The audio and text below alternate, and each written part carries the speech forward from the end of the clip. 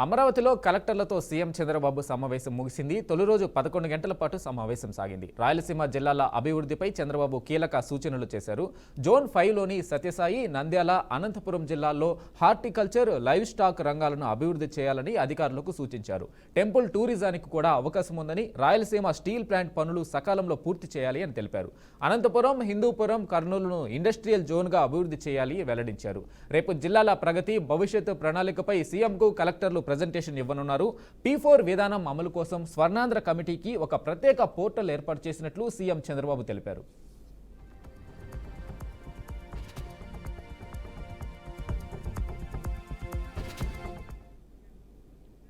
AP CM Chandrababu Polavaram ప్రాజెక్టును మరోసారి సందర్శించనున్నారు. రేపు ఉదయం 10 గంటలకు ఉండవల్లిలోని తన నివాసం నుంచి హెలికాప్టర్లో పోలవరం చేరుకోనున్నారు. ఉదయం 11 గంటలకు ఆయన ప్రాజెక్టు సైటుకు చేరుకొని పోలవరం ప్రాజెక్టును పరిశీలించనున్నారు. అనంతరం ప్రాజెక్టు కార్యాలయంలో ఉన్నతాధికారులతో సీఎం సమీక్ష సమావేశం నిర్వహించనున్నారు. ఇక ఇదే అంశానికి సంబంధించి మరింత సమాచారం మా ప్రతినిధి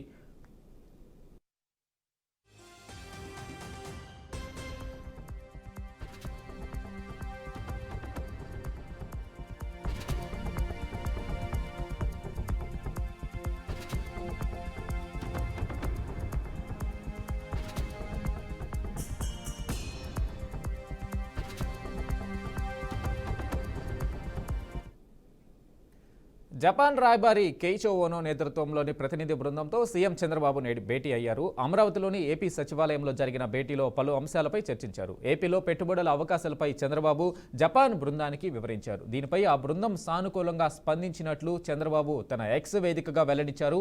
ఆర్థిక సంబంధాలను బలోపేతం చేయడం, ఏపీలో జపాన్ పెట్టుబడులను విస్తరించడంపై చర్చలు జరిగాయని తెలిపారు. వృద్ధికి కొత్త అవకాశాలను అందించడానికి నౌకా నిర్మాణం, ఎలక్ట్రానిక్స్, రసాయనాలు, ఆటోమొబైల్స్, విద్యా వంటి వివిధ రంగాలలో సహకారాన్ని అన్వేషించడంపై చర్చలు కొనసాగాయని సీఎం చంద్రబాబు ట్వీట్ చేశారు.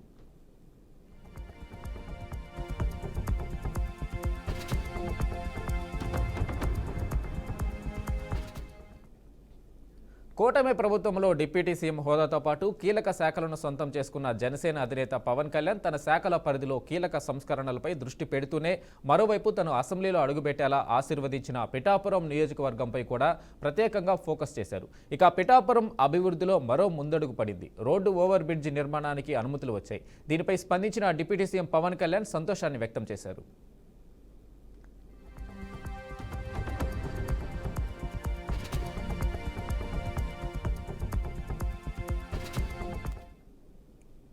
వైఎస్ వివేక హత్య కేసును YCP MP YS Avinash Reddy తప్పుదోవ పట్టించే ప్రయత్నం చేశారని సుప్రీంకోర్టుకు ఏపీ ప్రభుత్వం తెలిపింది. ఈ మేరకు సుప్రీంకోర్టులో అదనపు అఫిడవిట్ దాఖలు చేసింది. సిబిఐ అధికారి రామ్ సింగ్, వివేక కూతురు సునీత, ఆమె భర్త నర్రెడ్డి రాజశేఖర్ రెడ్డిపై కేసులు నమోదు చేశారని, కేసులో వీరిని ఇరికించేందుకు చూశారని అఫిడవిట్లో ప్రభుత్వం పేర్కొంది. ఇదంతా అవినాష్ రెడ్డి మార్గదర్శకత్వంలో జరిగిందని తెలిపింది. కేసును తారుమారు చేసేందుకు కుట్ర చేశారని చెప్పింది. రామ్ సింగ్ పై కేసు పెట్టినప్పుడు ఇన్వెస్టిగేషన్ ఆఫీసర్ జి రాజు కేసును విచారించలేదని తెలిపింది. తనను అవినాష్ బెదిరించినట్లు రాజు అంగీకరించారని చెప్పింది. Retired additional SP K Rajeshwara Reddy, ASIG రామకృష్ణారెడ్డిలే ఈ కేసు మొత్తాన్ని నడిపించారని తెలిపింది. సాక్షులను విచారించినట్టు దొంగ వాంగ్మూలాలు పుట్టించడం, ఎఫ్ఐఆర్లు నమోదు చేయడం, ఇలా అన్నీ వీరే చేశారని చెప్పింది.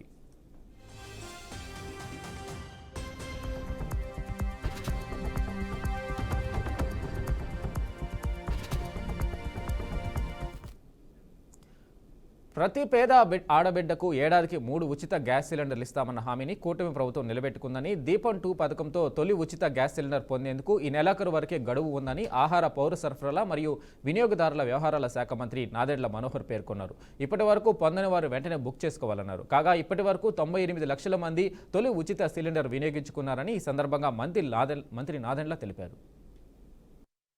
ప్రభుత్వం ఎన్నికల ముందు ఇచ్చిన సూపర్ 6 హామీలో భాగంగా దీపం 2 పథకం అద్భుతంగా మన గౌరవ ముఖ్యమంత్రి గారు, అదేవిధంగా గౌరవ ఉప ముఖ్యమంత్రి గారి ఆలోచనలతోటి దీపావళి నుంచి రాష్ట్ర ప్రజలందరికీ కూడా మొదటి విడతలో భాగంగా ప్రతి ఒక్క లబ్ధిదారులకి దీపం 2 కింద గ్యాస్ ఉచితంగా అందించడానికి ఒక అద్భుతమైన ప్రయత్నం జరిగింది.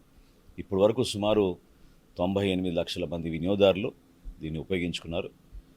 మార్చి 31వ తారీఖు వరకు ఇంకా సమయం ఉంది కాబట్టి దయచేసి మన రాష్ట్రంలో అర్హత ఉన్న లబ్ధిదారులందరూ కూడా ఉచిత గ్యాస్ పథకం దీపం 2 కింద పొందే విధంగా మీరు ఇమీడియట్గా నమోదు చేసుకోవాల్సిన అవకాశం ఉంది.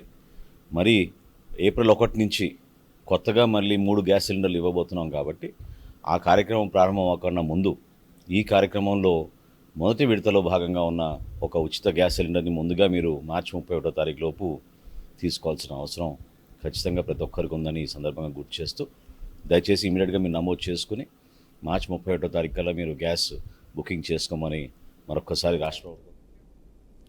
పాస్టర్ ప్రవీణ్ పగడాల హఠాన్ మరణం తెలుగు రాష్ట్రాల్లో సంచలనం రేపుతుంది. చాగలులో జరిగే క్రైస్తవ సభకు హాజరయ్యేందుకు నిన్న ద్విచక్ర వాహనంపై రాజమండ్రి వస్తుండగా ఈ విషాదం చోటు చేసుకుంది. అయితే పాస్టర్ మృతిపై క్రైస్తవ సంఘాలు పలువురు అనుమానాలు వ్యక్తం చేస్తున్న విషయం తెలిసిందే.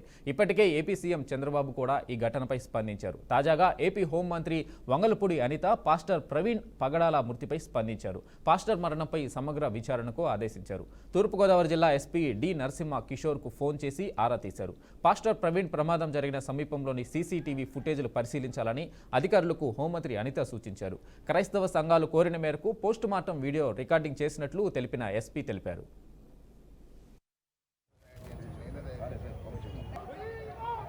నైట్ కొంతమూరు దగ్గర అనుమానాస్పదంగా మృతి చెందడం మనందరికీ కూడా తెలిసిందే. ప్రవీణ్ గారి మరణం అనేది చాలా బాధాకరమైన ఇష్యూ. అనుమానాస్పదంగా మృతి చెందారని చెప్పి పోలీసులు కూడా కేసు ఫైల్ చేయడం జరిగింది. ఆ నెక్స్ట్ డే మార్నింగ్ కొంతమంది చూసి ఇలా చనిపోయారని చెప్పగానే పోలీసులు ఇన్వెస్టిగేషన్ కి వెంటనే వచ్చి ఇమీడియట్ గా బాడీని కూడా అక్కడ నుంచి తీసి ఇన్వెస్టిగేషన్ చేయడం మొదలు పెట్టారు. అందరూ కూడా వాళ్ళ కుటుంబ సభ్యులు ఎవరైతే ఉన్నారో వాళ్ళందరూ కూడా వాళ్ళ అనుమానాస్పదంగా ఆ మృతిని వాళ్ళు భావించిన తర్వాత వాళ్ళ అనుమానాస్పదంగా మృతి అని చెప్పేసి పెట్టడం జరిగింది. ఇమీడియట్ గా నేను కూడా ఎస్పీ గారితో మాట్లాడాను, డీజీపీ గారితో మాట్లాడడం జరిగింది. గౌరవ ముఖ్యమంత్రి గారు కూడా దీని మీద ఇమీడియట్ గా ఎంక్వైరీ వేసి నిజానిజాలు తేల్చమని చెప్పేసి అందరికీ కూడా ఆర్డర్స్ కూడా పాస్ చేయడం జరిగింది. ఎక్కడ కూడా ఎటువంటి ఇబ్బంది లేకుండా పారదర్శకంగా దర్యాప్తు కొనసాగిస్తున్నాం. ఆల్రెడీ పోస్ట్ మార్టం కూడా ఈ రోజు రాజమండ్రిలో జరుగుతుంది. సో ఎవరు కూడా దీని మీద ఎటువంటి అపోహలు పెట్టుకోవద్దు. క్రైస్తవ సంఘాలన్నీ కూడా చాలా మంది వచ్చి అక్కడ డిమాండ్ కూడా చేశారు. డెఫినెట్ గా అన్ని కోణాల నుంచి కూడా దాన్ని మేము యాక్సిడెంట్ గానే పరిగణించట్లేదు. అలాగే అన్ని కోణాల నుంచి కూడా దర్యాప్తు కొనసాగిస్తాము. నియర్ బై ఉన్న సీసీ క్యామ్స్ అన్నింటినీ కూడా పోలీసుల ఫుటేజ్ కూడా తీసుకుంటున్నారు. అదేవిధంగా టవర్ డంప్ను తీసుకుంటారు, సీడియాస్ ఆ నియర్ బై ఉన్న సీడియాస్ అవన్నీ కూడా తీసుకుంటున్నారు. అన్ని కోణాల్లోని కూడా ఎంక్వైరీ చేస్తున్నాం. ఒక టీంను కూడా దీనికి డిప్లాయ్ చేయడం జరిగింది. దయచేసి నేను ఏం చెప్తున్నానంటే ఇది మతపరమైన ఇష్యూ, చాలా ట్రాన్స్పరెంట్ గా చేస్తున్నాం. దీని మీద ఎటువంటి అపోహలు పెట్టుకోవద్దని మనస్ఫూర్తిగా నేను తెలియజేస్తున్నానండి. దీని మీద ఎటువంటి రాజకీయాలు కూడా దీని మీద పని చేయకూడదని నేను కోరుకుంటున్నాను. ఎందుకంటే ఇది ఒక పాస్టర్ గారి తాలూకా మృతికి సంబంధించిన ఇష్యూ. దీన్ని మేము చాలా క్లియర్. ఆన్లైన్ బెట్టింగ్ అనేది అంతర్జాతీయ నేరంగా మారిందని సీఎం రేవంత్ రెడ్డి అన్నారు. ఆన్లైన్ బెట్టింగ్, రమ్మీ పట్ల కఠినంగా వ్యవహరించాలని రాష్ట్ర ప్రభుత్వం నిర్ణయం తీసుకున్నట్టు తెలిపారు. వాటిని నిషేధించేందుకు స్పెషల్ ఇన్వెస్టిగేషన్ టీమ్ సిట్ ఏర్పాటు చేయాలనే నిర్ణయం తీసుకున్నట్లు వెల్లడించారు. ఇలాంటి కేసుల్లో పడే శిక్షలను కూడా సవరించాల్సిన అవసరం ఉందన్నారు. గుట్కా వంటి నిషేధిత పదార్థాల సరఫరా పెరిగిందని, ఆన్లైన్ బెట్టింగ్, రమ్మీ ప్రచారం కల్పించిన వారిని విచారించినట్లు వెల్లడించారు. ప్రచారం కల్పించిన వారిని విచారించడంతోనే ఈ సమస్యకు పరిష్కారం లభించినట్లు కాదని, సిట్ ఏర్పాటు చేసి వాటికి అడ్డుకట్ట వేయాలని నిర్ణయించినట్లు తెలిపారు. ఆన్లైన్ బెట్టింగ్ నేరాల్లో ఏ రకంగా భాగస్వామి ఉన్నా చర్యలు తప్పువని సీఎం రేవంత్ రెడ్డి హెచ్చరించారు. ఈ బెట్టింగ్ యాప్లు, అదేవిధంగా ఆన్లైన్ రెమ్మీ, వీటికి సంబంధించిన విషయాల మీద కంటిన్యూస్గా సభలో చర్చ జరగడం, బయట ఆందోళనకరమైన పరిస్థితులు ఉండడం. సిద్దిపేట శాసనసభ్యులు హరీష్ రావు గారు ఆన్లైన్ బెట్టింగ్ మీద, అదేవిధంగా ఈ బెట్టింగ్ యాప్ల మీద, ఆన్లైన్ రమ్మీ గేమ్ల మీద ప్రభుత్వం చర్యలు తీసుకోవాలి. పేదలకు తీరని నష్టం జరుగుతుంది. పేదలు ఈ బెట్టింగ్ యాప్లతో బలవుతున్నారు, ఆత్మహత్యలు చేసుకుంటున్నారు, రకరకాల ఆందోళనలు చేపట్టడం జరిగింది, మాట్లాడడం జరిగింది. అధ్యక్ష, గత ప్రభుత్వమే 2017లో ఆన్లైన్ బెట్టింగ్ కానీ ఆన్లైన్ యాప్ వీటన్నిటి మీద నిషేధం చేస్తూ చట్టం తీసుకొచ్చింది. చట్టం చేశాం కానీ దాన్ని పకడ్బందీగా అమలు చేసే విషయంలో మరి గత ప్రభుత్వంలో కొంత నిర్లక్ష్యం జరిగింది.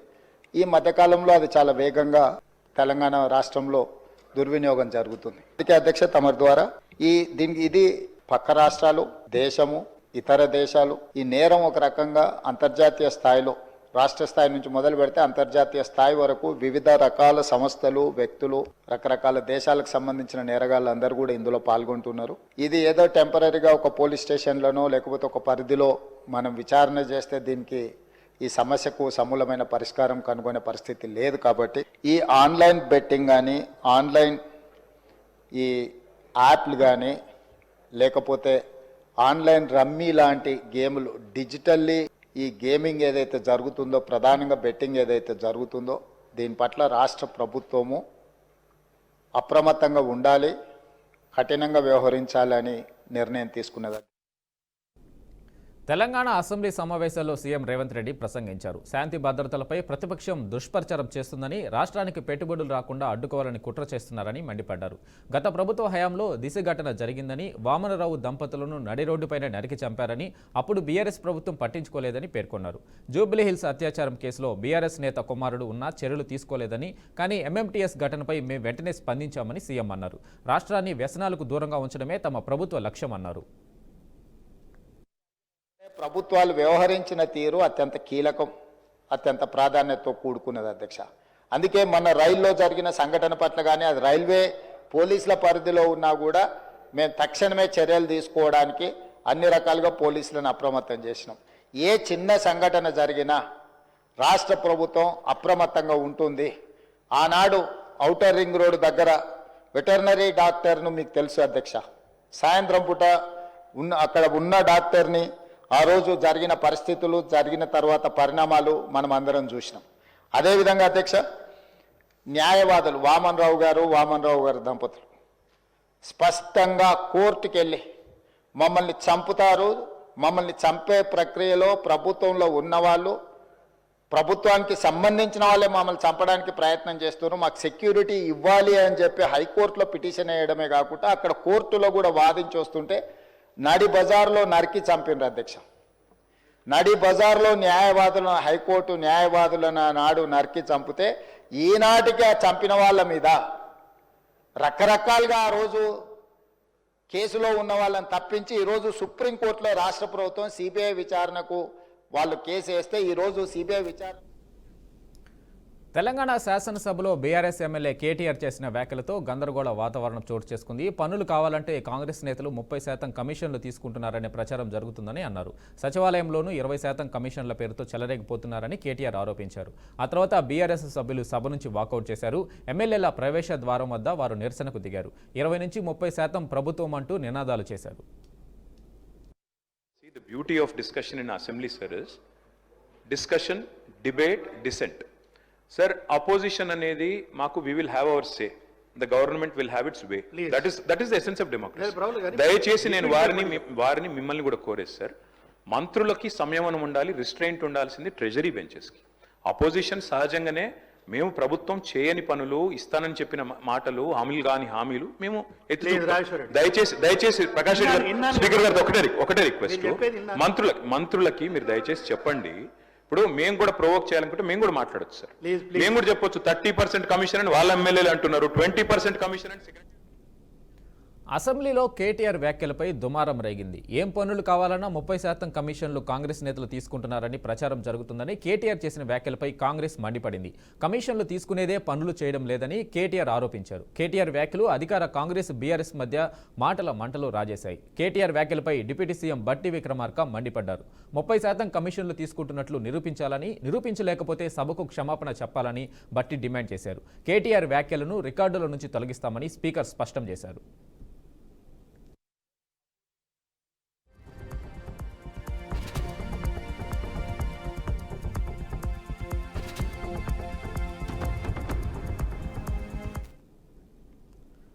మరో 1000 జన్మలెత్తిన రాష్ట్రంలో బీఆర్ఎస్ మళ్లీ అధికారంలోకి రాదని మునుగోడు ఎమ్మెల్యే కోమటిరెడ్డి రాజగోపాల్ రెడ్డి అన్నారు. 10 ఏళ్ల అధికారంలో ఉన్న బీఆర్ఎస్ పార్టీ రాష్ట్రాన్ని ఆర్థికంగా సర్వనాశనం చేసిందని ఫైర్ అయ్యారు. తమ ఉమ్మడి నల్గొండ జిల్లాకు చెందిన ఓ బీఆర్ఎస్ నాయకుడు విచ్చలవిడిగా ఇసుక దందాకు పాల్పడి వేల కోట్ల రూపాయలు వెనకేసుకున్నాడని కామెంట్ చేశారు. ఎక్కడ పడితే అక్కడి భూములను కబ్జాలు, సెటిల్మెంట్లు చేశారని ఆరోపించారు.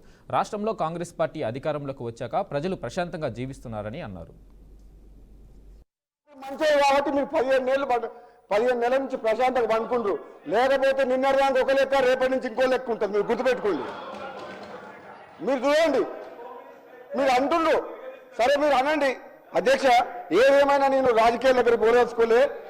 విద్యుత్ రంగంలో మా ఉప ముఖ్యమంత్రి బట్టి విక్రమార్క గారు వాళ్ళు పనిచేసే తీరు కానీ, మీరు చేసిన పాపాలను కడగాలంటే ఎవరో దేవుడు వస్తే తొందరపడకండి. ఎందుకు అని నేను రాజకీయాల్లో పోను అధ్యక్ష. నేను డీటెయిల్గా అధ్యక్ష 2029 మళ్ళీ ఎందుకు తొందరపడ రాజగోపాల్ రెడ్డి గారు, ఇగో మా ముఖ్యమంత్రి గారు, ఇగో అధ్యక్ష, హోమ్ మినిస్టర్ అంటారు కదా అధ్యక్ష, 2014 నుంచి 24 వరకు మీరు మీ ప్రభుత్వ హయాంలో మీరు ఏ విధంగా పోలీసుల్ని అధికారిని అడ్డం పెట్టుకొని అరాచకం సృష్టించి మున్గోడు ఉప ఎన్నికతో సహా ఏ విధంగా మీరు చేసిండ్రో మాకు తెలుసు. అదే మీ 15 నెలల కాలంలో మా ప్రభుత్వం ఎంత ప్రశాంతంగా మీరు ఎంత రెచ్చగొట్టినా సరే మీ ట్రాప్లో పడతలేం. ప్రశాంత వాతావరణం నిలబడి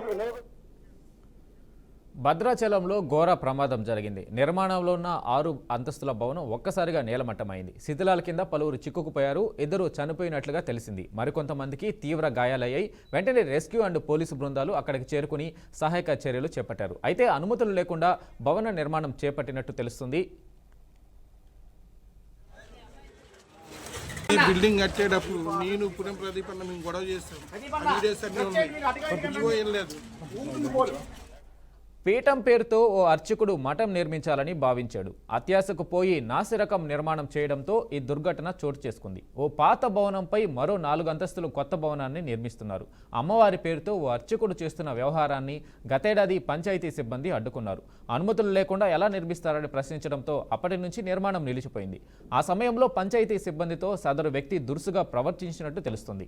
పీఠం పేరుతో పెద్ద ఎత్తున విరాళాలు సేకరించడమే కాకుండా అమ్మవారి ఆలయాన్ని నిర్మించి ఆ ఆలయం పక్కనే ఈ 6 అంతస్తుల భవనాన్ని నిర్మించారు. ఒకవేళ భవనం ప్రారంభోత్సవమై భక్తులు ఉండి ఉంటే పెద్ద ఎత్తున ప్రాణ నష్టం జరిగి ఉండేదని ఆందోళన వ్యక్తమవుతుంది.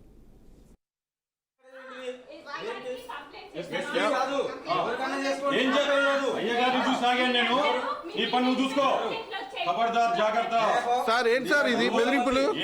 నువ్వు 10 మంది దగ్గర అడుగు తిట్టున్నావు. నువ్వు డబ్బులు అడిగావు. నువ్వు డబ్బులు అడిగావు. సాక్ష్యం చెప్పు. సాక్ష్యం చెప్పు. మిమ్మల్ని అందరినీ ఎగిరిపారేస్తా. నేను మిమ్మల్ని అందరినీ ఎగిరిపారేస్తా.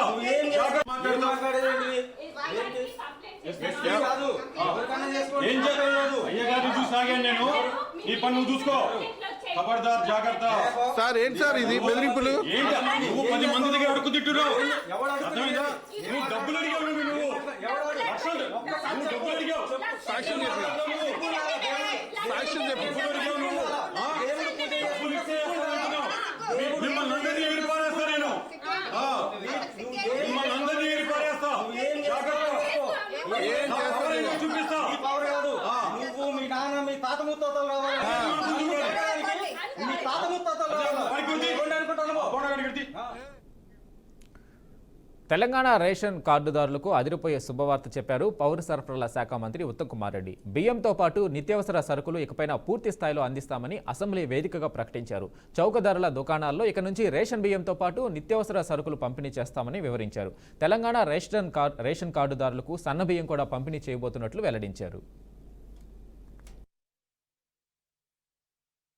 స్వతంత్ర భారతదేశంలో ఏ రాష్ట్రంలో జరిగిన విధంగా ఆహార భద్రత విషయంలో 84% ఆఫ్ పాపులేషన్కి ఉచితంగా మంచి క్వాలిటీ సన్న బియ్యం స్కీము ఈ ఉగాది నుంచి కూడా మరి మనం మొదలు పెడుతున్నాం. మరి ఈ విషయంలో మీకు మరిన్ని ఏమైనా సజెషన్స్ ఉన్నా ఏమైనా మీ అబ్జర్వేషన్స్ ఉన్నా తప్పనిసరి తెలియజేయాల్సిందని మనం చేస్తున్నాను. Definitely will take it positively. అదేవిధంగా రేషన్ కార్డు విషయంలో ఇప్పుడు రాష్ట్రంలో ఉన్నాయి సుమారు 89.8 lakh రేషన్ కార్డ్స్. మేము మొదటి విడతగా వెంటనే ఏదైతే ఎడిషనల్ మెంబర్స్ యాడ్ చేయాలనో రేషన్ కార్డ్స్కి చాలా ఏళ్ల నుంచి పెండింగ్ ఇష్యూస్ ఉన్నాయి. మరి కొత్త ఫ్యామిలీ మెంబర్స్ యాడ్ చేయాలనో వాళ్ళకు కూడా మరి ఇమీడియట్గా ఈ రేషన్ సిస్టంలోకి తీసుకొచ్చి వాళ్ళకు కూడా సన్నబియ్యం ఇవ్వడం జరుగుతుంది. అదేవిధంగా కొత్త రేషన్ కార్డ్ ప్రక్రియ కూడా ఇది కొంత సిస్టమేటిక్గా మెటిక్యులస్గా చేయాలనే ఉద్దేశంతో మేము ముందుకు పోతున్నాం. ఏప్రిల్ నెలలో కొత్త మెంబర్స్కి కొత్త రేషన్ కార్డు ఏదైతే ఐడెంటిఫై చేసినరో అందరికి కూడా సన్న బియ్యం ఇవ్వబడుతుంది. మీకు రేషన్ కార్డు ఫిజికల్గా రేషన్ కార్డు చేరకపోయినా మీ పేరు బెనిఫిషరీస్ లిస్ట్ వస్తే మీకు తప్పనిసరిగా ఆ రేషన్ వస్తుంది. అదేవిధంగా మేము తీసుకున్న మరి వేరే నిర్ణయాల్లో మీరు రాష్ట్రంలో ఎక్కడున్నా సరే ఉదాహరణకి తాను తెలుగు గడ్డ మీద పుట్టాను, తన మాతృభాష తెలుగు, అందుకే నేను హిందీ ఇంగ్లీష్లో మాట్లాడలేనని మంత్రి సీతక్క శాసనసభలో అన్నారు. మజ్లిస్ పార్టీ శాసనసభ పక్షనేత అక్బరుద్దీన్ తనకు హిందీ ఇంగ్లీష్ రాదని అనడంపై ఆమె ఆవేదన వ్యక్తం చేశారు. తాను తెలుగు రాష్ట్రంలో ఎక్కడో గూడెంలో పుట్టానని ఆమె అన్నారు. తాను తెలుగు వ్యక్తిని, తాను చుట్టూ తెలుగు మాట్లాడే వాళ్ళు ఉండడం వల్ల ఇతర భాషలు నేర్చుకోవాల్సిన అవసరం లేదని సీతక్క చెప్పుకొచ్చారు. ఒకరి భాషపై శాసనసభ పక్షనేత అక్బరుద్దీన్ ఎద్దేవా చేయడం సరికాదని ఆమె చెప్పుకొచ్చారు. గవర్నమెంట్ నుంచి నిందించడమే తప్ప ఏ ఒక్కటి కూడా వారు పాజిటివ్ గా మాట్లాడలేదు అధ్యక్ష. నేను మాట్లాడింది వాళ్ళు 10 years లో ఇల్లు కట్టలేదు, ఇవ్వలేదు అని చెప్పిన. మీకు హిందీ రాదు, ఇంగ్లీష్ రాదంటే my mother tongue is Telugu sir, అందుకనే I'm unable to speak in English or Hindi. నేనేం తెలుగు పర్సన్, తెలుగులో పుట్టిన, ఎక్కడో గూడెంలో పుట్టిన దాన్ని, కాబట్టి నేను అర్థం చేసుకోలేకపోయాను. నా ఇన్నర్ ఫీలింగ్ ఏంటంటే వాళ్ళు 10 సంవత్సరాల అధికారంలో ఉండి కూడా వాళ్ళు ఇల్లు లేయలేకపోయారు. 10 నెలలంటే ఈ రోజు అక్కడ వాటర్ కనెక్షన్ లేదు, ఎలక్ట్రిసిటీ లేదు, రోడ్స్ లేవు, అట్లాంటి ప్రాబ్లమ్స్ కూడా ఉన్నాయి. కాబట్టి కొద్దిగా ఆగడం జరిగిందని చెప్పిన దానికి ఆయన లాంగ్వేజ్ ను కోట్ చేసేది అధ్యక్ష. ఇంకోటి ఏంటంటే వారు మాట్లాడిన దాంట్లో ఓకే, పోలీస్ డిపార్ట్మెంట్ లో కొంతమంది వ్యక్తులు, తప్పుడు వ్యక్తులు ఉండొచ్చు, సెటిల్మెంట్లు చేయవచ్చు, ఎవరనొచ్చు, కానీ మొత్తం వ్యవస్థనే పనికి రాదన్నట్టుగా, వ్యవస్థనే కించపరిచే రకంగా మాట్లాడి మంచిగా పనిచేసేటువంటి అధికారుల యొక్క ఆత్మస్థైర్యం కూడా దెబ్బతీసే విధంగా వారి స్పీచ్ ఉంది. దయచేసి ఒకసారి రివ్యూ చేసుకోవాలని కోరుతా ఉన్నాం అధ్యక్ష. ఇవాళ 10 years నుంచి కూడా అనేక బిల్డింగ్స్ కట్టిరు, ఎక్కడ కూడా సరైనటువంటి పర్మిషన్ లేకుండా కట్టేసారు. ఇప్పుడు మనం అనేక రకాల అంటే రిస్ట్రిక్షన్స్ పెట్టడం తోటి కొద్దిగా కన్స్ట్రక్షన్ స్లో కాగానే మొత్తం కన్స్ట్రక్షన్ ఆగిపోయింది, బిల్డింగ్స్ ఆగిపోయినాయి, అది పోయిందని ఇట్లా కూడా ఉల్టా ప్రచారం చేస్తా ఉన్నారు. గతంలో చూస్తే ఇదే గత ప్రభుత్వంలో లాస్ట్ మంత్ ఎండింగ్ వచ్చిందంటే పోలీస్ అధికారులను రోడ్ల మీద పెట్టి ఫైన్స్ వేసి ఆ వచ్చిన వాటిని సాలరీ ఇచ్చేది వాళ్ళు. కానీ మన గవర్నమెంట్ అట్లా చేయడం లేదు. వాళ్ళకి ఇచ్చే మర్యాద వాళ్ళకి ఇస్తా ఉన్నాం, పని చేయిస్తాను. కానీ మొత్తం సెటిల్మెంట్లు కాదు. గత 10 ఏళ్లలో మీకు తెలుసు ఫోన్ ట్యాపింగ్ల కోసం ఏ అధికారి ఎట్లా ఉపయోగపడ్డారు, ఎట్లా వాడుకున్నారు, ఇలా వాళ్ళు ఎక్కడున్నారు, దాని గురించి మాట్లాడాల్సింది ఉండే అక్బరుద్దీన్ గారు. కాబట్టి మీరు మొత్తము మమ్మల్ని నిందించడమే పనిగా.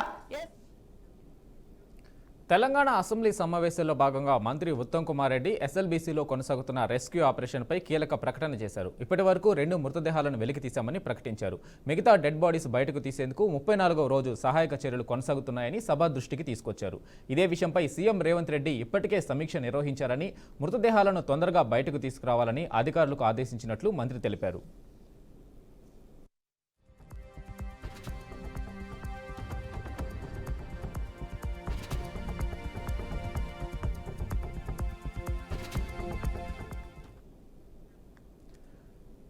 బీజేపీ నుంచి ఆ పార్టీ ఎమ్మెల్యేను బహిష్కరిస్తూ కీలక నిర్ణయం తీసుకుంది అధిష్టానం. కర్ణాటకలోని విజయపుర సిటీ నియోజకవర్గానికి చెందిన బీజేపీ ఎమ్మెల్యే బసనగౌడ పాటిల్ ఎత్నాల్ను పార్టీ నుంచి 6 సంవత్సరాల పాటు బహిష్కరిస్తూ సెంట్రల్ డిసిప్లినరీ కమిటీ ప్రకటన విడుదల చేసింది.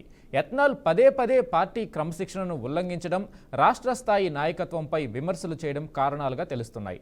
అంతేకాదు ఇటీవల అక్రమ బంగారం కేసులో అరెస్టైన నటి రన్యారావుపై ఎత్నాల్ తీవ్ర అభ్యంతరకర వ్యాఖ్యలు చేశారు. గతంలో బీజేపీ ఆయనకు షోకాజ్ నోటీసులు జారీ చేసి వివరణ తీసుకున్నప్పటికీ ఎత్నాల్ తన వైఖరిని మార్చుకోలేదని పార్టీ ఆరోపించింది.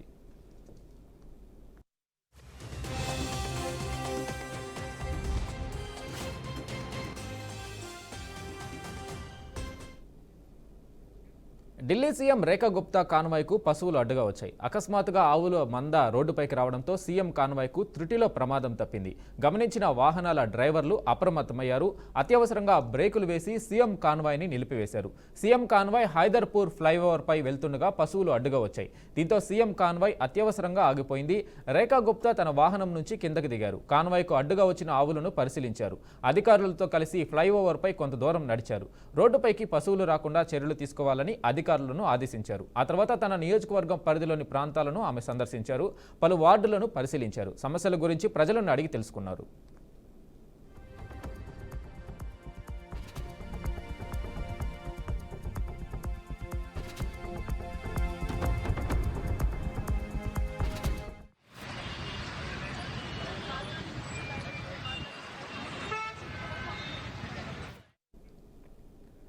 గర్భిణీ స్త్రీల పథకాన్ని కేంద్రం పట్టించుకోవడం లేదని, ఈ పథకానికి నిధుల కొరత తీవ్రంగా ఉందని కాంగ్రెస్ అగ్రనాయకురాలు ఎంపీ సోనియా గాంధీ ఆరోపించారు. జాతీయ ఆహార భద్రతా చట్టం, గర్భిణీ స్త్రీల పథకంపై ఆమె రాజ్యసభలో ప్రసంగించారు. బిడ్డకు జన్మనిచ్చిన తల్లికి 6,000 ప్రసూతి ప్రయోజనాలు అందుతాయని, ఇవి 2 విడతలుగా చెల్లిస్తారన్నారు. రెండోసారి ఆడబిడ్డ అయితే ఈ పథకం వర్తిస్తుందన్నారు. కానీ ప్రస్తుతం ఈ పథకం కుంటుపడిందని, దీనికి నిధులే లేవని ఆరోపించారు.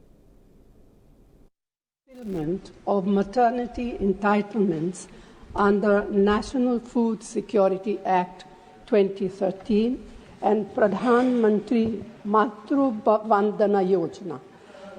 The National Food Security Act was passed by Parliament in September 2013 under the leadership of Dr. Manmohan Singh Ji. It has been the foundation for the Pradhan Mantri Garib Kalyan Yojana. The Act also includes rupees 6,000 per child as maternity entitlement for pregnant women in the informal sector. The Pradhan Mantri Matru Vandana Yojana, or PMMVY, launched in 2017, seeks to fulfill this entitlement, but it provides only Israel Hamas యుద్ధం వల్ల పాలస్తీనియన్ల పరిస్థితి అధ్వానంగా మారింది. గాజాలోని పరిస్థితులు ఆందోళనకరంగా మారాయి. Israel చేస్తున్న దాడుల వల్ల ప్రజలు శిబిరాల్లో తలదాచుకోవాల్సిన పరిస్థితి ఏర్పడింది. ఇలాంటి సమయంలో హమాస్కు వ్యతిరేకంగా పాలస్తీనా వాసులు నిరసన తెలిపారు. యుద్ధానికి ముగింపు పలికి అధికారం నుంచి వైదొలగాలని డిమాండ్ చేస్తూ వందలాది మంది రోడ్లెక్కారు. ఉత్తర గాజాలోని బీట్ లాహియాలో వందలాది మంది పాలస్తీనియన్లు నిరసన చేపట్టారు. హమాస్ వ్యతిరేక నినాదాలు చేశారు. యుద్ధాన్ని ఆపాలి, మేము శాంతియుతంగా జీవించాలనుకుంటున్నామని రాసి ఉన్న ప్లకార్డులను ప్రదర్శించారు. గాజాలోని ప్రజలను రక్షించేందుకు హమాస్ తన అధికారాన్ని ఎందుకు వదులుకోదని వారు ప్రశ్నించారు. అయితే ఇవి ఎవరి నేతృత్వంలో జరిగాయనేది తెలియలేదు. టెలిగ్రామ్లో వచ్చిన సందేశాల ఆధారంగానే తాము ఆందోళనల్లో పాల్గొన్నామని నిరసనకారులు కొందరు తెలిపారు. మరోవైపు హమాస్ మద్దతుదారులు తుపాకులు, లాఠీలను ఉపయోగించి వారిని బలవంతంగా చెదరగొట్టారు. ఇక ఈ నిరసనలపై మిలిటెంట్ సంస్థ ఇప్పటి వరకు ఎలాంటి ప్రకటన చేయలేదు. అయితే సంస్థ అనుకూలదారులు నిరసనకారులను దేశద్రోహులుగా ఆరోపించారు.